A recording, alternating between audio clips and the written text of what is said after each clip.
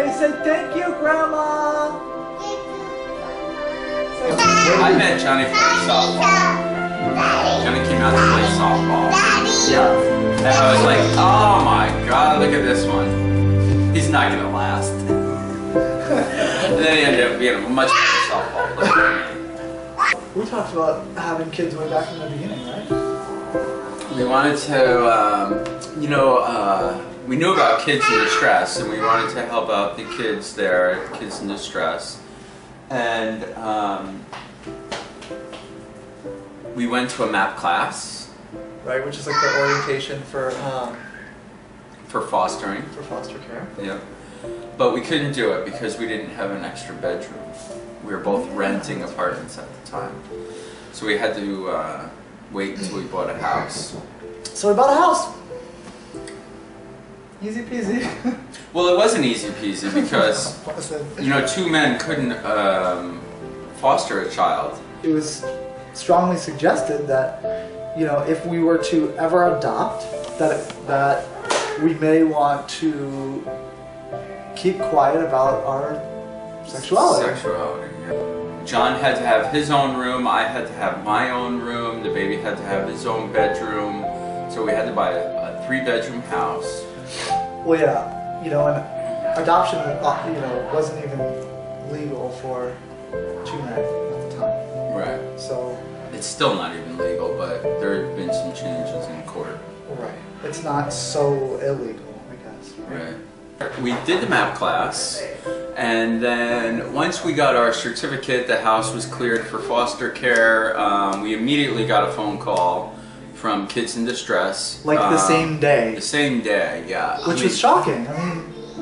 It's shocking, but it's also kind of sad how many children need placement here in Broward County. Well, I didn't know that there was such a need, that there were so many kids in Broward County. You see in the media, and you see stars who go to Africa and they adopt these kids, and right here in our own backyard. So we got a call the same day for a newborn who was just getting out of the NICU. Right. Yep, he was in the NICU. He had some seizures when he was born. An intensive care. He was born premature, underweight, and with seizures, withdrawn from drugs. You'd never know it now. Yeah? You would never know it. Oh. He's saying, where's Peter? I need to talk to you right now, mister. We need to get your shirt on first, okay? So yeah. They didn't know anything about him except for that he was white. Yeah. They said it's a white boy. It's a white boy, and that's really all we know about him. Yeah.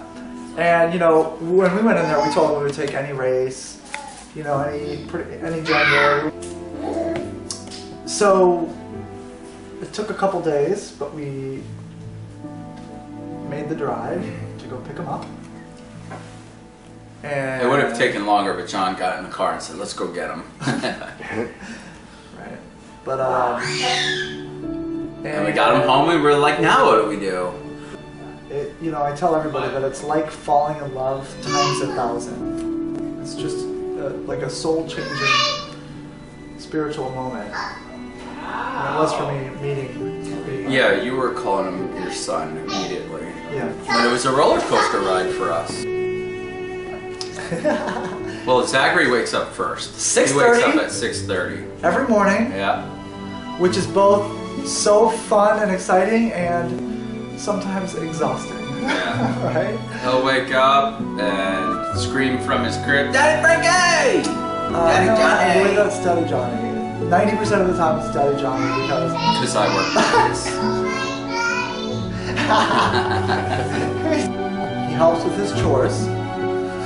Yeah, he feeds the dogs. He helps feed the puppies. He loves it. And then we're off to school.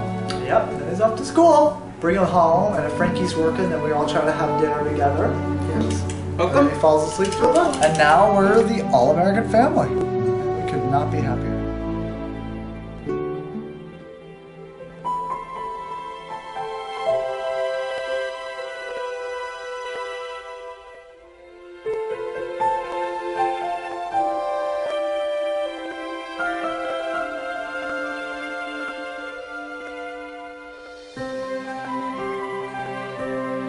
you.